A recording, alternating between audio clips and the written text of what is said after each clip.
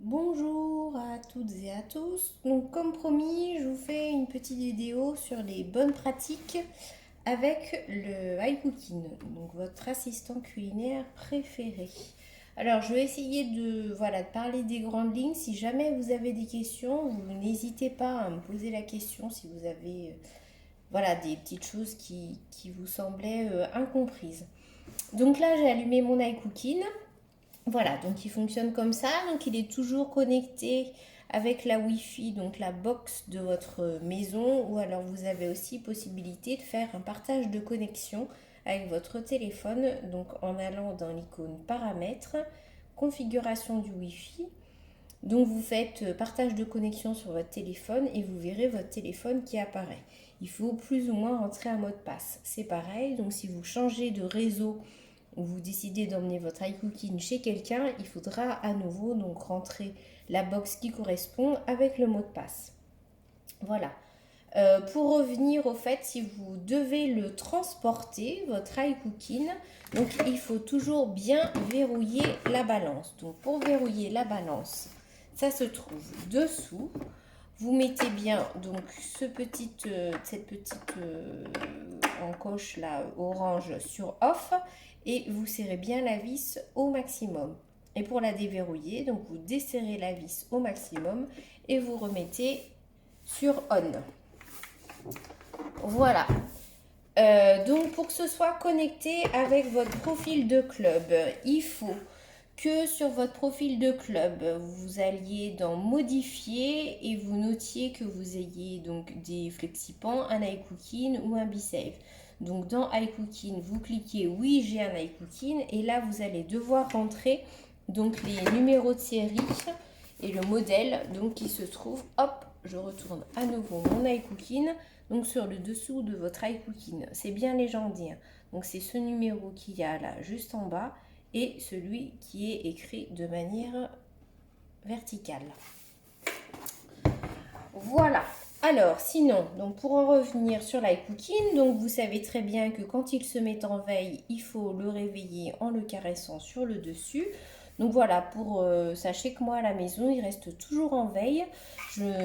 J'utilise rarement l'interrupteur, sauf quand il y a des coupures de courant, donc surtout l'été au moment des orages. Je me méfie parce que ça pourrait faire des petits courts-circuits au niveau électrique. Voilà, à l'intérieur de votre iCooking, donc là où se situe le bol, donc vous avez ce petit bouton là.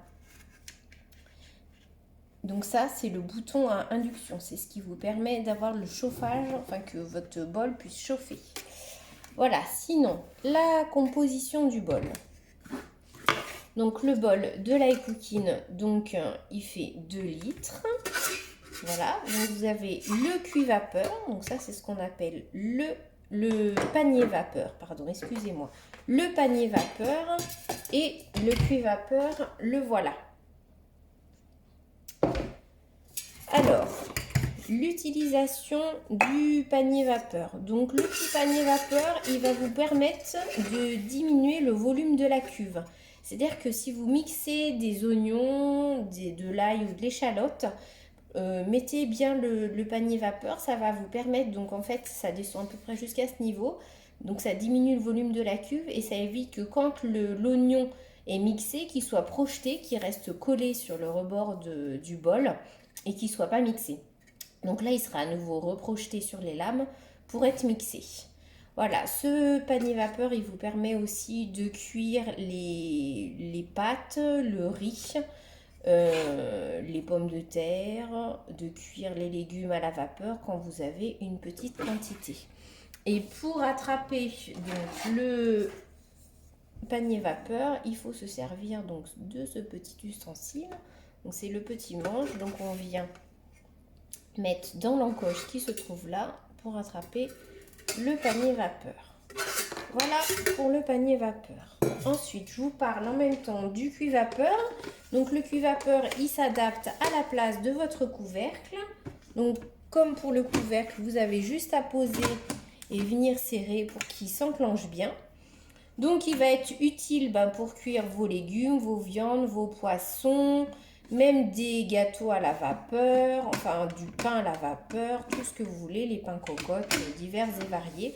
Donc ça, voilà, il suffit de suivre la recette.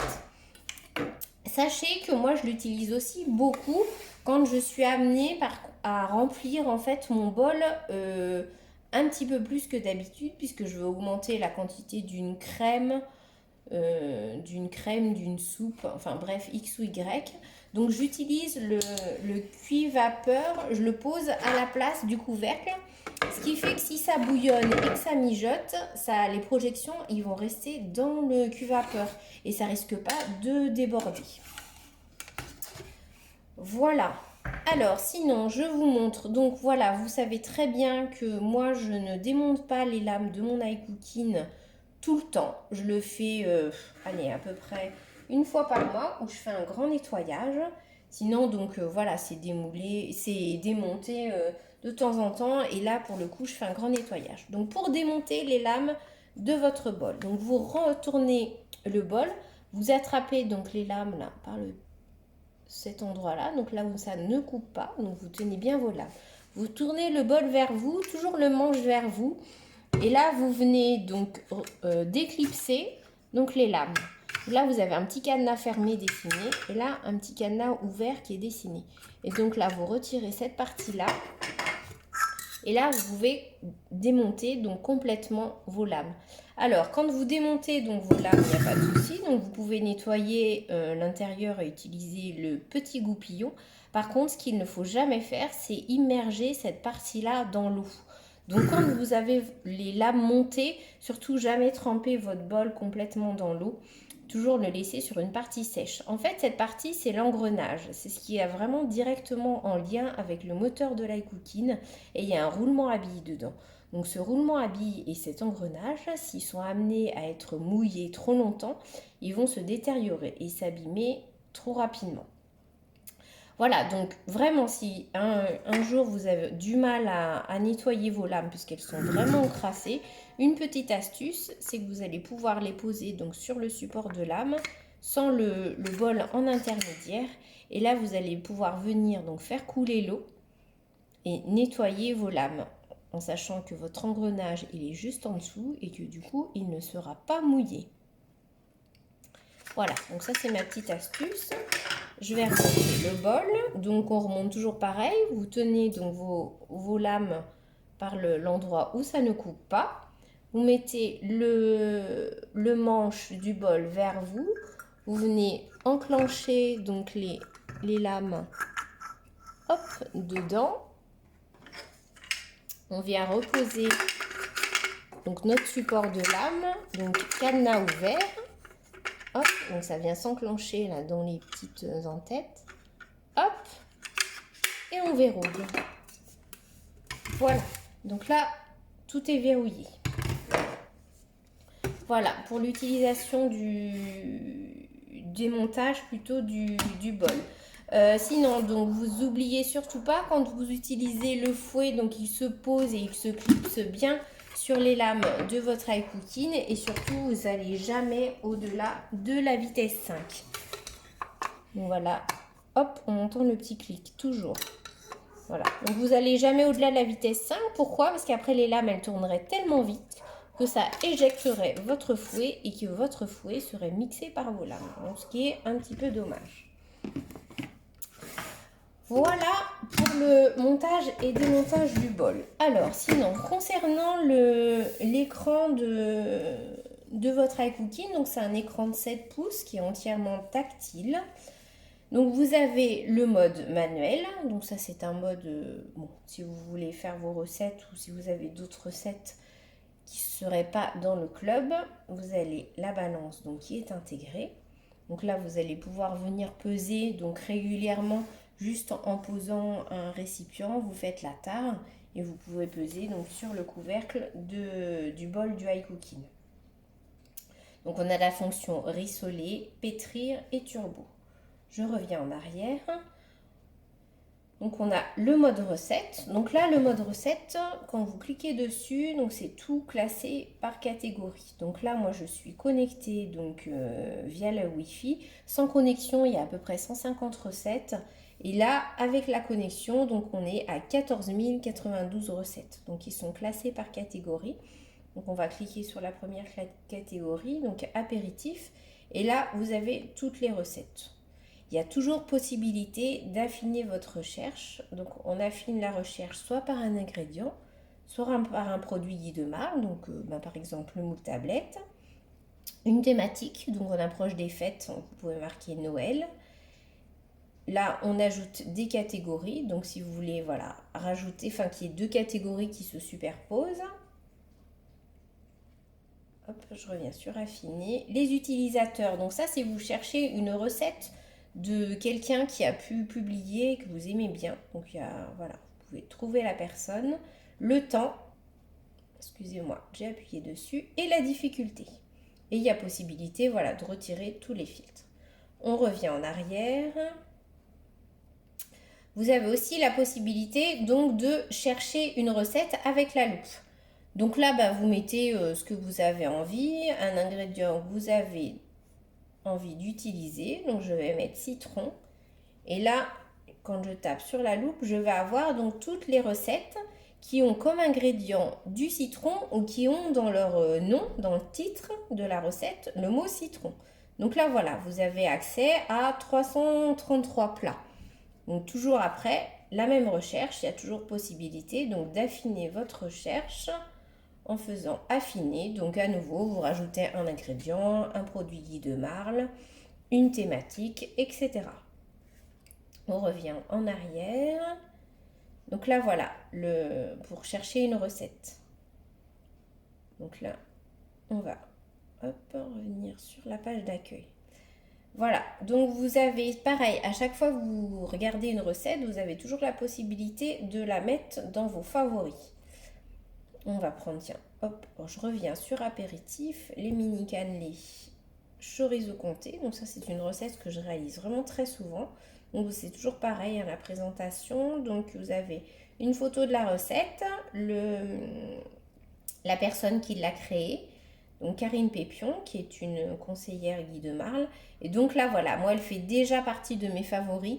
Donc sinon, c'est par cet intermédiaire-là que vous pouvez l'ajouter ou la retirer de vos favoris.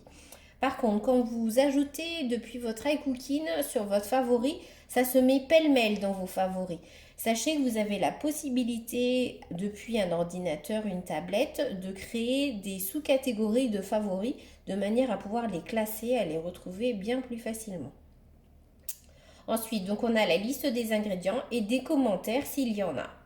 Donc comme je vous dis toujours, sachez que n'importe qui peut poster des recettes. Donc c'est toujours intéressant quand même de regarder les commentaires parce qu'il peut y avoir des gens qui postent des recettes où il manque un ingrédient ou alors l'étape est mal faite. Donc on revient en arrière. Voilà, donc ça c'est pour ajouter une recette dans les favoris. Et du coup après, pour plus de rapidité, vous avez la possibilité donc de retrouver la recette en allant dans vos favoris, tous mes favoris. Donc là j'ai tous mes favoris qui sont, je vous dis, classés pêle-mêle. Et moi depuis mon ordinateur, donc j'ai fait des sous-catégories pour les ranger de manière plus simple et pour moi les retrouver en tout cas bien plus facilement. Donc par exemple on va taper donc apéro entrée. Donc là voilà, j'ai tous mes favoris et forcément je vais retrouver la recette des cannelés. Alors j'en ai pas mal.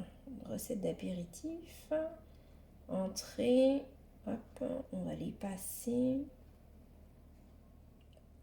Alors, j'ai bien dû la mettre dans cette catégorie-là, je pense. Ou à moins que je l'ai retirée tout à l'heure sans faire exprès. Peut-être. On va essayer de revoir. Donc c'était apéritif. C'est pas ça. Hop, les recettes, pardon. Apéritif. Mini cannelé au chorizo. Non, on est bien dans mes favoris. Alors peut-être que je l'ai mis dans un autre item.